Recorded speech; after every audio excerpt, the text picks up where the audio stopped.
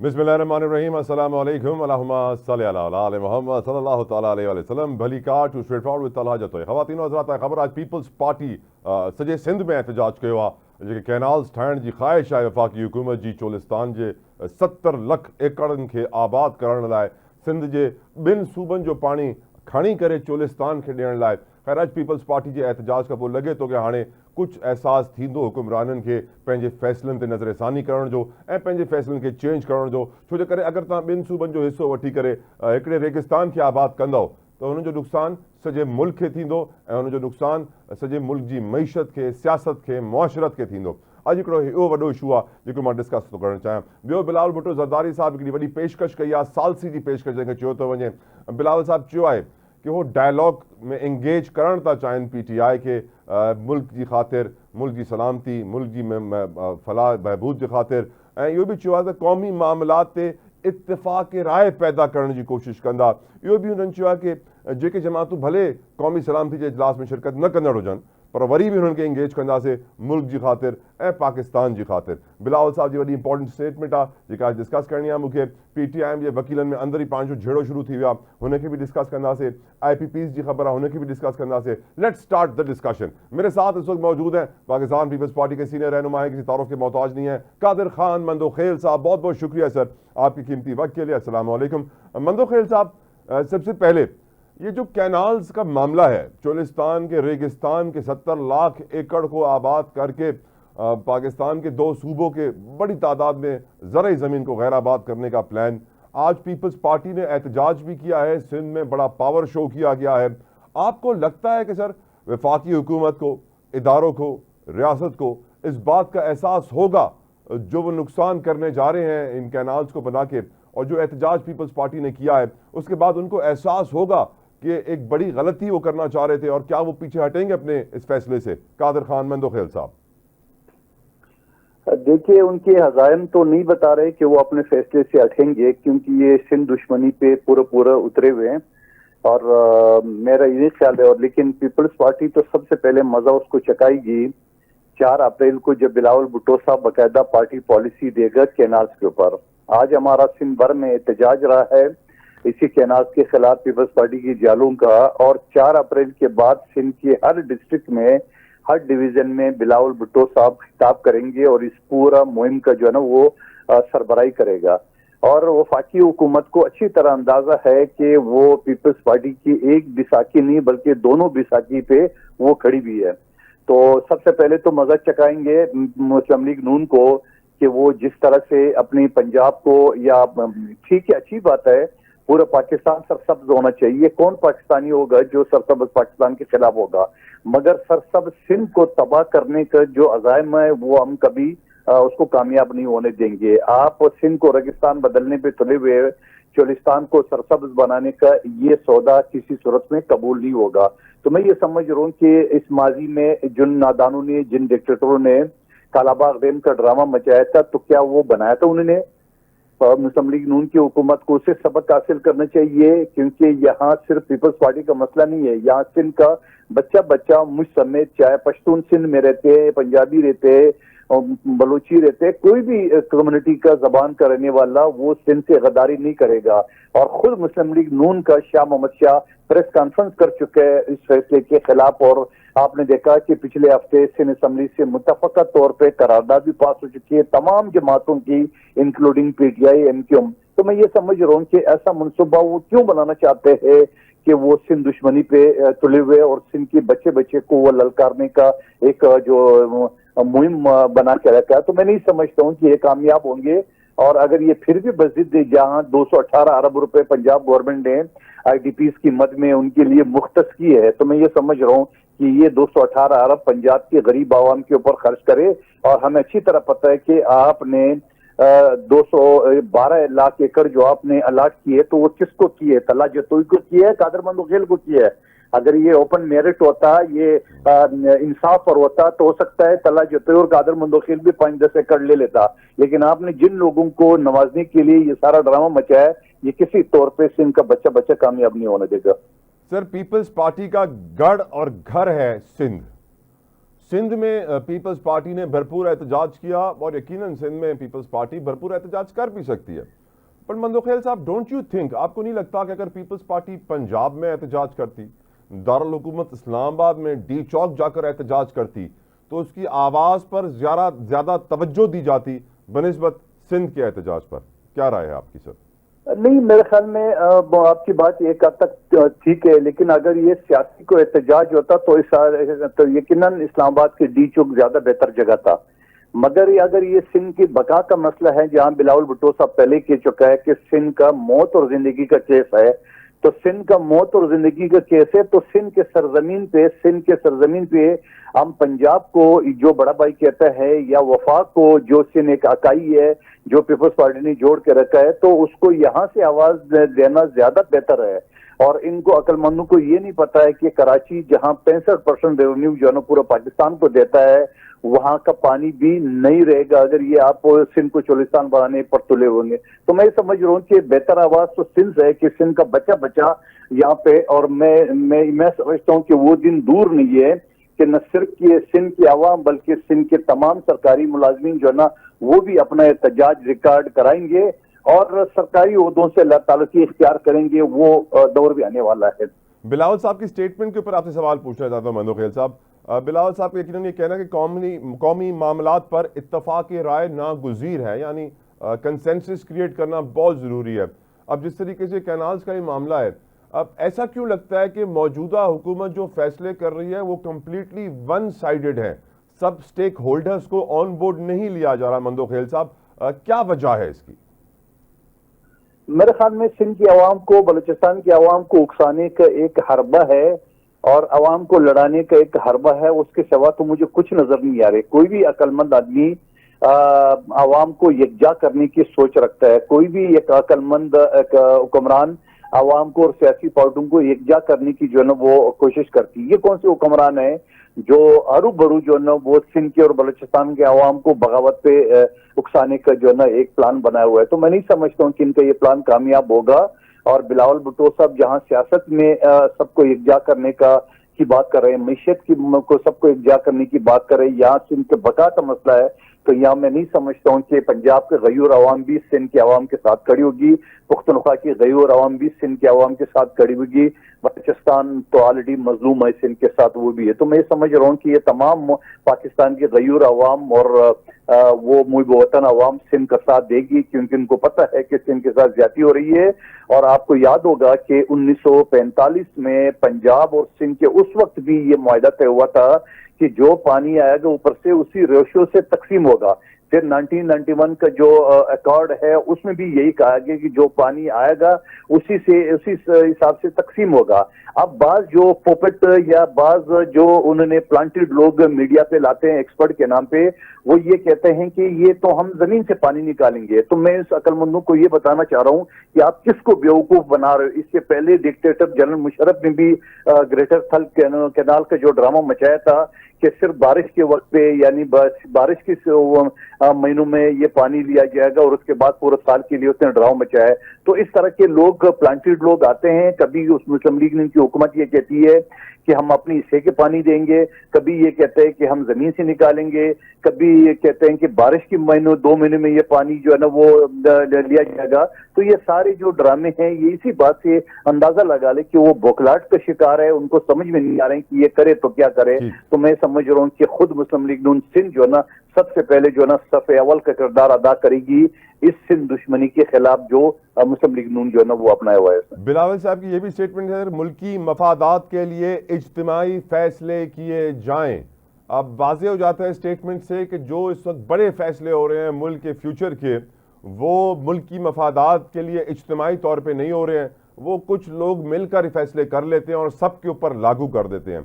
बिलावल साहब की पॉलिसी अब तक जो स्ट्रेटजी रही है, उन्होंने हल्का हाथ क्यों रखा है? मंदोखेल साहब, आप कह रहे हैं कि 4 तारीख को वो अपनी बड़ी स्ट्रैटेजी का ऐलान करने जा रहे हैं, लेकिन अब तक उन्होंने हुकूमत के ऊपर हल्का हाथ रखा है, जबकि सिंध के पानी के ऊपर हमला किया जा रहा है।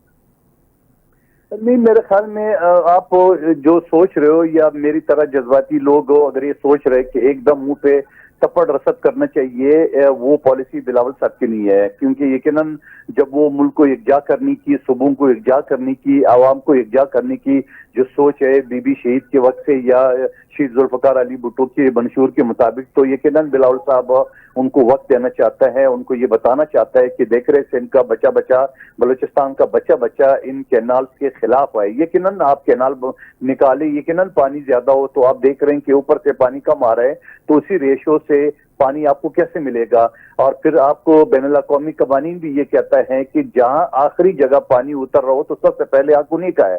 तो अब आखिरी जगह सिंध है जहां से पानी ये उतर रहा है। और इसके अलावा कि अगर समंदर में आप रिक्वायर्ड क्वांटिटी का पानी आप नहीं गिराएंगे तो समंदर भी चढ़ता रहेगा। तो एक तरफ तो आप सिंध को बंजर करने के तुले हुए, दूसरी तरफ आप कराची जैसा मेट्रोपॉलिटन सिटी को, ठट्टा और इन इलाकों को, ग्वादर को आप दबोने का आपका प्लान है। इसके अलावा मुझे कुछ नजर नहीं आ रहा। आखिरी सवाल, मुझे मालूम है सर आपका वक्त कम है, ये बताइए, उन्होंने ये भी कहा है कि पीपल्स पार्टी, बिलावल भुट्टो जरदारी साहब कहते हैं कि जिन्होंने नेशनल सिक्योरिटी कमेटी के इजलास को बॉयकॉट किया उनको भी इंगेज करने को तैयार हूं, यानी सालसी की ऑफर दे रहे हैं बिलावल साहब। अगर बिलावल साहब इस सियासी अदम इस्तेहकाम को खत्म करने के लिए मैदान में आ जाए तो आपको लगता है कि बड़ा इनकलाब आ सकता है सर? इमरान खान जेल से भी बाहर आ सकते हैं? देखिए जी, बिलावल साहब तो पहले ही ऑफर कर चुके हैं। आपको याद होगा कि 8 फरवरी के जो इलेक्शन हुआ तो हमारे खुर्शीद शाह साहब पीटीआई के पास गए, उनको ऑफर की है कि आपकी अक्सरियत है, भले पार्टी सिंबल पे नहीं है, हम आपको गैर मशरू तौर पे आपको सपोर्ट कर रहे हैं। उसके बाद ज्वाइंट सेशन से सदर आसिफ अली जरदारी साहब ने यही ऑफर की है। और हर टॉक शो में हम जैसे छोटे कारकुन भी ये बात कहते हैं कि आइए जो कौमी मसले हैं, जो आपके वो है, आप एम्पायर की उंगली ढूंढना छोड़िए, सियासी लोगों से बात कर ले, सियासी लोग आपको रास्ता निकाल के देंगे। लेकिन अगर पीटीआई बजिद है तो आज 1.5 साल हो गए इमरान खान साहब जेल में है और उनकी वकील और उनके लोग टॉक शो के अलावा कुछ नहीं कर रहे। तो मैं ये समझ रहा हूँ कि पीटीआई को खुद सोचना पड़ेगा। और बिलावल साहब के अंदर ये कमाल तो है ना कि वो सबको एकजा कर सकते हैं। आप देख रहे हैं 24वीं तरमीम में पीटीआई को भी ऑन बोर्ड लिया है, जमीयत को भी लिया है, तमाम पार्टियों को लिया है, एमक्यूएम समेत। तो ये बिलावल साहब नहीं कारनामा था 24वीं तरमीम का। और ना पीटीआई तो कहते थे कि ये तो मसौदा ही हमारा है, और गौर खान साहब कह रहे थे कि इससे बेहतरीन मसौदा ही नहीं है। ये एक अलग बात है कि मसौदा पास होने के बाद वो मुकर गए, लेकिन वो जो टीवी टॉक शो इनके बयानात है वो आज भी रिकॉर्ड पर है। जज़ाकल्लाह खैर कादिर खान मंदो खेल साहब, आपकी कीमती वक्त के लिए। व्यूअर्स तां गालियों बुझूं मंदो खेल साहब जूं हिते ब्रेक था वठूं, ब्रेक खां पत अची करे गुफ्तगू डिस्कशन के अॻिते वधाईंदासीं। स्टे विद अस।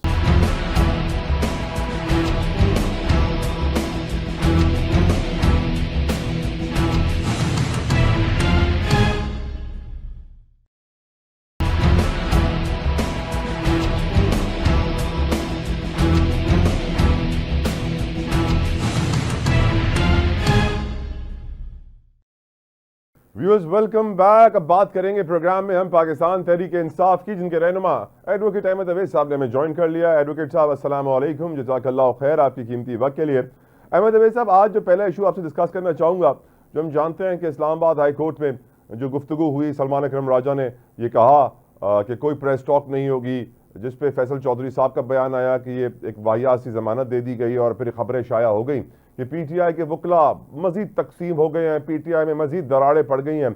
इस पूरे इशू के ऊपर आप अपनी थोड़ी सी राय दीजिएगा, कानूनी राय भी दीजिएगा, सियासी राय भी दीजिएगा। अहमद अवैस साहब।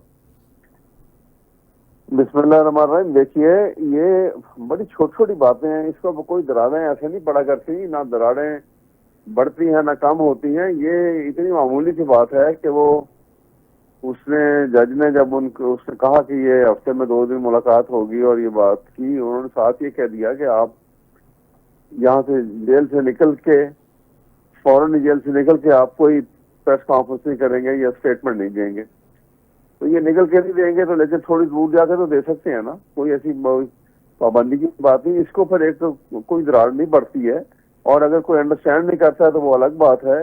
बात ये है कि ये फंडामेंटल राइट्स हैं, एक राइट ऑफ एक्सप्रेशन जो है, और वो कोई हाई कोर्ट हो या सुप्रीम कोर्ट हो, वो it can not be taken away और इट कैन नॉट बी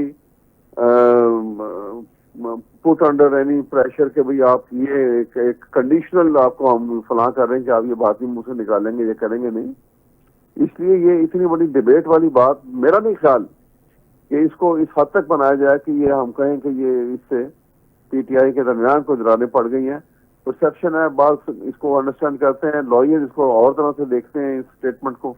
और लीगल टीम में इख्तलाफात होना कोई बड़ी बात नहीं है, आप कह रहे हैं कॉमन थिंग है, होता रहता है। मैं कह रहा हूँ कि इख्तलाफात जो है ना, कोई चीज बहुत बड़ी बात पे ऐसा इख्तलाफ हो कि जो उसकी पॉलिसी में इफेक्ट करता हो तो उसको कहेंगे कि आप सही मानों में कि वो इख्तलाफ है।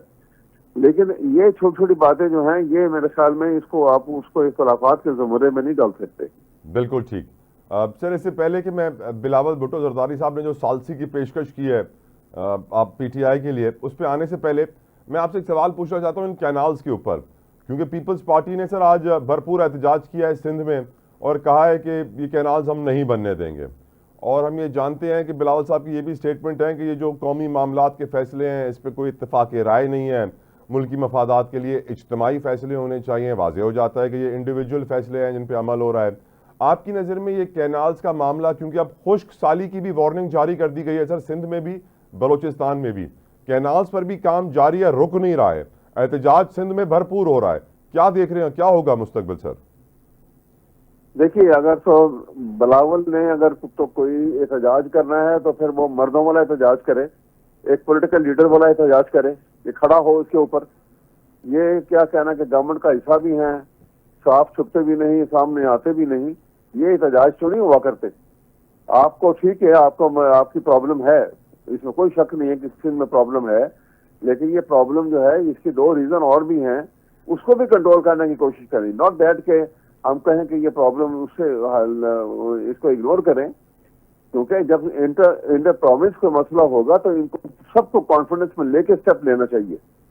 ये असल में शहबाज शरीफ वगैरह ये लोग जो है ना, आपको पता है नवाज शरीफ फैमिली, ये इनका एटीट्यूड जो है ये ब्राह्मणिक एटीट्यूड है इनका।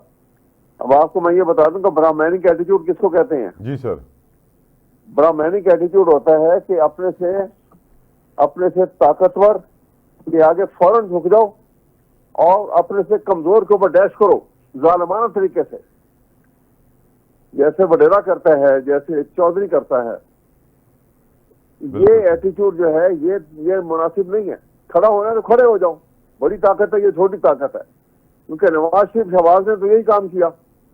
फौजी जब मिलिट्री एस्टेब्लिशमेंट के आगे फौरन झुक गए, पैर पकड़ लिए, माफिया मांग ली और बाकियों के ऊपर जो है किसी को मरवा दिया, किसी को मिल में जला दिया, किसी को सख्ती की और तरीकों से। तो ये एटीट्यूड जो है ये आगे हमारे मुल्क को तबाह कर गया, अब भी तबाह हो रहे हैं हम इस बात से। स्टैंड लेना है बिलावल को, अगर उनका समझते हैं कि कन्विंस कि बड़ा ये सही स्टैंड है, मेरा ख्याल में सही स्टैंड है उनका, तो खड़े हो फिर उनके ऊपर। फिर किस बात की हुकूमत के साथ कॉपरेशन करनी है, इसे हाँ ना कराएं, उसको भी पता लगे उसमें भी गट्स हैं कि नहीं है शहबाज शरीफ के अंदर। तो ये मैं तो इसका कायल हूँ, ऑनेस्टली आपको बताऊं सर। ये बताएं बिलावल साहब ने सालिसी की पेशकश की है, कहा है कि पीटीआई के साथ वो एंगेजमेंट चाहते हैं, वो चाहते हैं कि डायलॉग किया जाए और टेबल टॉक के जरिए को हल निकाला जाए। आप समझते हैं कि खुश आइंद है ये पेशकश और कुछ रिजल्ट निकल पाएगा इससे या नहीं? एक मिनट, आपको पहला सवाल ये शुरू कैसे किया था आपने? वो सर, सालसी की पेशकश, बिलावल साहब की सालसी की पेशकश को आप कैसे देखते हैं? डू यू थिंक कि उनके डायलॉग से, उनकी एंगेजमेंट से कोई रिजल्ट होगा? सालसी की पेशकश जो है हम उसको अप्रिशिएट करते हैं, लेकिन बिलावल साहब जो है ना, देखिए वो एक सालस बनने के लिए जो क्वालिफिकेशन है, मुझे वो क्वालिफिकेशन बिलावल साहब में नजर नहीं आती। कौन सी वाली सर? उसमें ऐसी कौन सी क्वालिफिकेशन है जो बिलावल साहब में नहीं है? क्वालिफिकेशन का मतलब है कि जहाँ पे बहुत इंडिपेंडेंट जहन के साथ नेशनलिस्ट होकर आदमी जब सोचता है ना जी मसले को हल करने के लिए, जी, वो एक सांस में तो कुछ अजीब जुबान इस्तेमाल कर रहे होते हैं। और आपको पता होगा कि ये 26वीं तरमीम आनी थी तो वो क्या किस किस्म की स्पीचेस कर रहे थे, क्या बातें कर रहे थे। इसका मतलब है कि उनकी कोई अपनी एस्टेब्लिश थॉट्स कोई नहीं है। He is driven by emotions और बाई स्टोलन थॉट्स। बिल्कुल ठीक। तो सर अब सवाल आपसे ये है, पीटीआई के रहनुमा होने के नाते, इस सोसाइटी के एक सीनियर सिटीजन होने के नाते, पाकिस्तान में सियासी इस्तेहकाम आते हुए आप देख रहे हैं, कोई बेहतरी आएगी या फिर ऐसी चलती रहेगी गाड़ी? नहीं साहब, ऐसी तो नहीं चलेगी। बेहतरी अभी आसानी से आएगी नहीं, लेकिन ऐसी नहीं चलेगी, हालात ज्यादा खराब होंगे। देखिए, हम अगर सही नजर रखें ना हालात के ऊपर, तो ये बलूचिस्तान के अंदर और KPK के अंदर और जो अफगानिस्तान की जमीन से जो टेररिज्म की जिस अंदाज में हो रहा है और अमेरिकन असला उसको इस्तेमाल किया जा रहा है और इंडिया की इन्वॉल्वमेंट वहां जिस हद तक है, which is known to everybody, इसको कोई समझने की कोशिश नहीं कर रहा। मुझे ये खतरा लग रहा है कि ये सिलसिला जो है वो थोड़ा सा और बढ़ाएंगे और इंडिया जो है फिर पाकिस्तान को तंग करने के लिए अक्टूबर नवंबर में एंड मुमकिन है कि वो फौजें बॉर्डर के ऊपर लेकर आए और हमारा मगरबी मुहाज भी खतरे में होगा और मशरकी मुहाज भी, और हम बीच में सैंडविच बने हुए होंगे। ये खतरनाक सूरत हाल से निपटने के लिए हमें अभी कोई हिकमत अमली जो है करनी चाहिए। और ये हिकमत अमली इस तरह नहीं होती है जो शहबाज शरीफ साहब कर रहे हैं। आपने देखा कि वो एक तरफ कहते हैं इंडिया हमारा दुश्मन है, एक तरफ कहते हैं दुश्मनी जो है वो अफगानिस्तान भी हमसे दुश्मनी कर रहा है, वहां में वो टेररिस्ट को उन्होंने जगह दी हुई और वो वहां से हमले करते हैं आके और वो रुकते नहीं है। और एक तरफ क्या कर रहे हैं कि पाकिस्तान की उठा के एक मैसिव शुगर जो है उसकी एक्सपोर्ट कर दी अफगानिस्तान को। और जब उन पर शोर मच गया कि आपने तो ये रमजान में 124 रुपए पर किलो की कीमत रखी हुई थी और ये तो 170-80 पे चली गई है, तो फिर उजरत में आपको मालूम है कि इंडिया से चीनी इंपोर्ट की गई है थ्रू दुबई। यानी वो अजली दुश्मनों से अजली दुश्मन से आप, ये किस किस्म की दुश्मनी है और ये किस किस्म की ट्रेड है और ये किस किस्म के मनासम है और ये कि कौन सी नेशनलिज्म इसको तकाजा करती है कि तुम ऐसे करो। इसका मतलब है कि ये टिपिकल जिसको साइंटिफिक डेफिनेशन ऑफ कैपिटलिस्ट जो है ना, ये वो सरमायाकार हैं जिसका ना दीन होता है, ना मजहब होता है, ना नेशनलिटी होती है। ये खतरनाक लोग हैं। अहमद अवैस साहब, आप हमारे साथ लाइन पे मौजूद रहेगा। व्यूअर्स के लिए ब्रेक था और ब्रेक है वो अच्छी करे डिस्कशन रखते हैं। बधाइंदा से स्टे विद अस।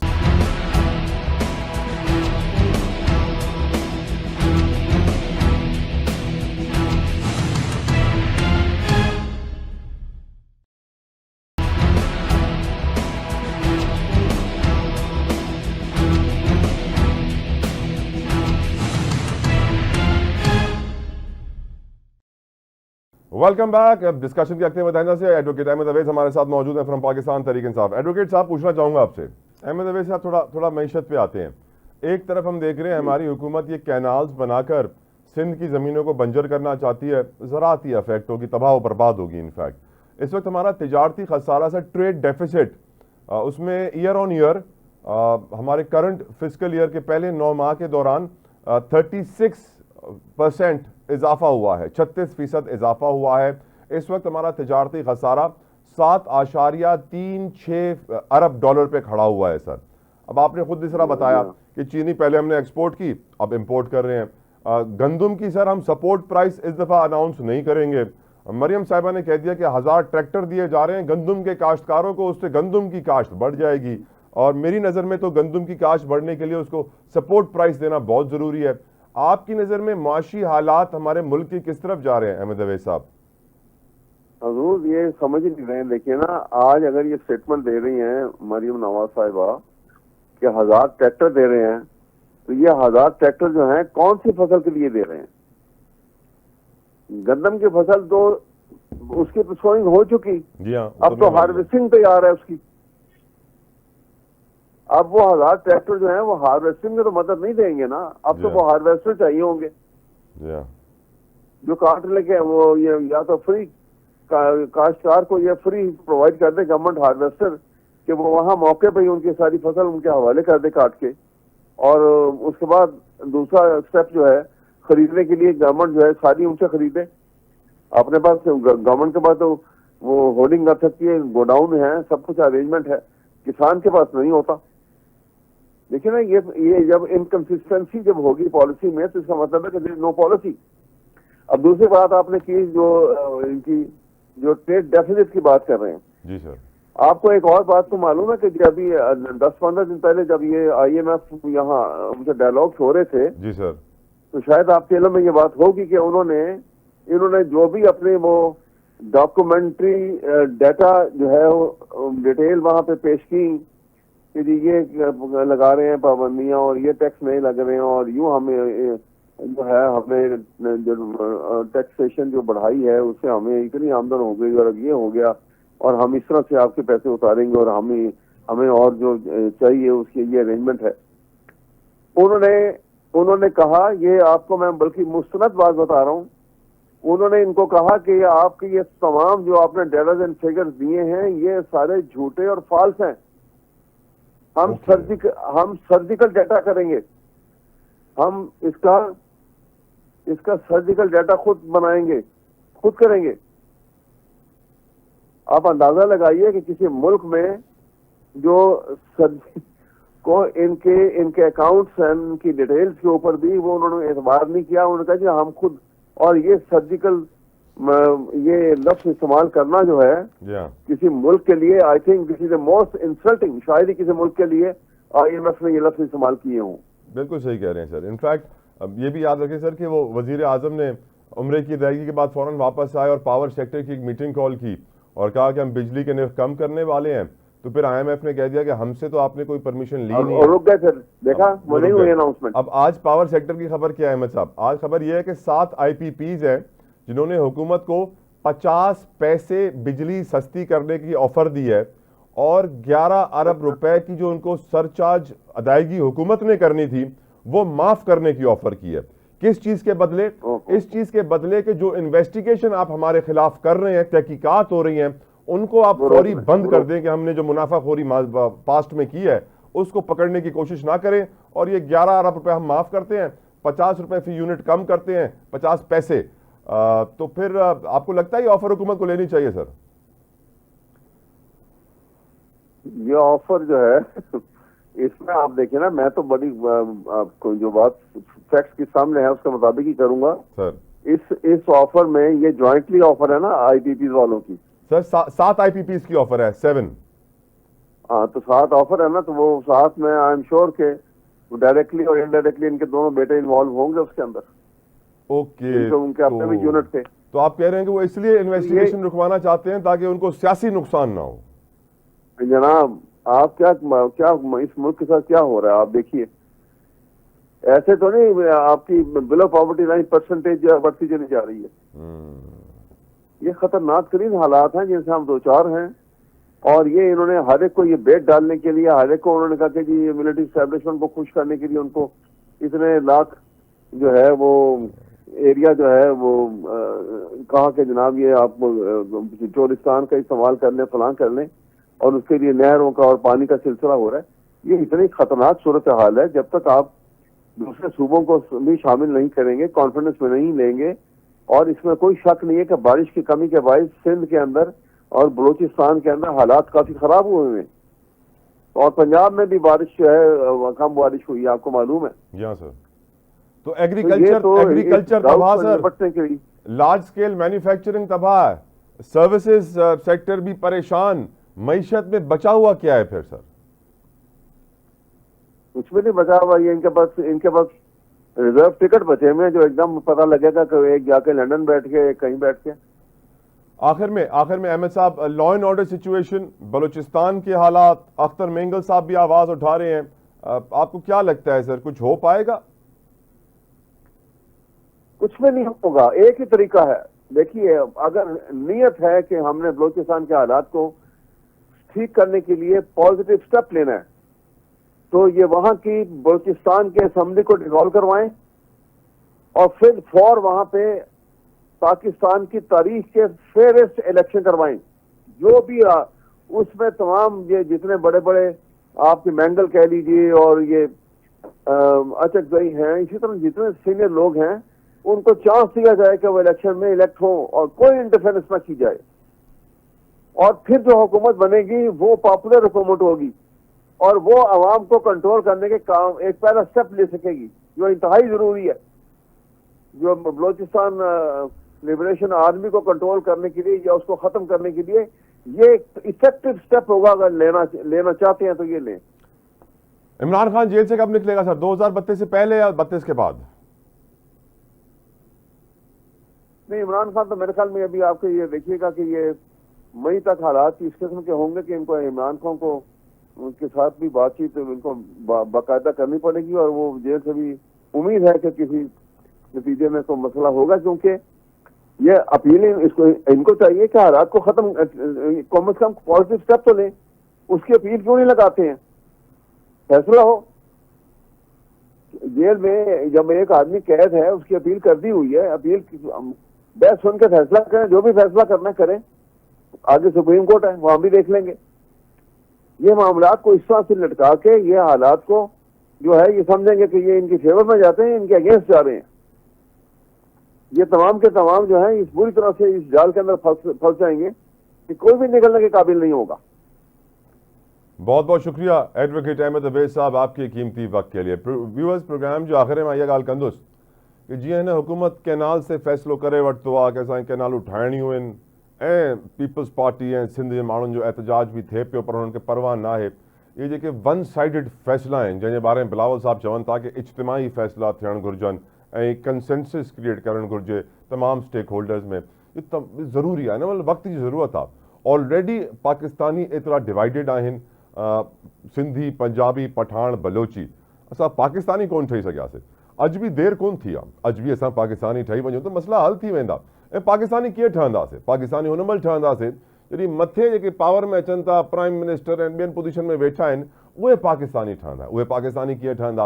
उहे जॾहिं फैसला कनि था, पॉलिसीज़ ठाहिनि था, तो पाकिस्तान जे लाइ फैसला कनि, पाकिस्तान जे लाइ पॉलिसीज़ ठाहिनि, पंहिंजे लाइ न ठाहिनि, पंहिंजे एजेंडा मफ़ादात जी ख़ातिर पॉलिसीज़ न ठाहिनि। हिन महिल जेको असां ॾिसूं पिया, लॻे ईअं ई थो कि पावर में हिन महिल वेठल माण्हुनि जो रुॻो इहा ई परवाह आहे कि हो पंहिंजी जाइदाद ऐं पंहिंजे पैसे ऐं पंहिंजी ताक़त खे कीअं वधाईंदा। उसूलन उन्हनि खे सोचणु घुरिजे कि वो पाकिस्तान जी जाइदाद, पाकिस्तान जे पैसे, पाकिस्तान जी मईशत खे कीअं वधाईंदा। सैडली वन साइडेड पॉलिसीज़, रुॻो पंहिंजे मफ़ादात खे वन साइड ते वेही करे को कंसेंसस क्रिएट किए बिना, को स्टेक होल्डर्स खे कॉन्फिडेंस वठे बिना ये पॉलिसी ठाहिणु पाकिस्तान खे रुॻो नुक़सानु पहुचाईंदियूं, को फ़ाइदो कोन ॾींदियूं। अॻु में ई मईशत मुश्किल में आहे, अॻु में ई सियासत मुश्किल में आहे, अॻु में ई मुआशरत सोसाइटी मुश्किल में आहे, पर असांजी हुकुमराननि जी ज़िंदगी छो जे करे बहितरी थिए पई, हुननि जो त पैसो वधे ई पियो। Rich gets richer, poorer gets poor. Very sad, it's sad state of affair. ऐं हाणे असांखे सोचणु घुरिजे कि हाणे केसि ताईं ये सेम सिचुएशन असां वरी ॾिसंदासीं। काला बाग में ॾिसी चुकिया आहियूं, हाणे वरी ॾिसूं पिया, हाणे वक़्तु अची वियो आहे। इट्स वेरी इंपॉर्टेंट कि बिलावल भुट्टो ज़रदारी साहब अचण वारे महीने जी 4 तारीख़ में जेको जलसो थींदो वॾो घड़ी ख़ुदा बख़्श में, उते कहिड़ो प्लान ॾींदा, कहिड़ी स्ट्रेटेजी, कहिड़ी पॉलिसी ॿुधाईंदा ऐं हुन पॉलिसी ते केतिरो अमल दरामद थींदो, इहो बि असांखे ॾिसणो आहे। Time will tell. मूंखे इजाज़त ॾियो, सुभाणे तव्हां सां मुलाक़ात थींदी। अंटिल देन, अल्लाह हाफ़िज़।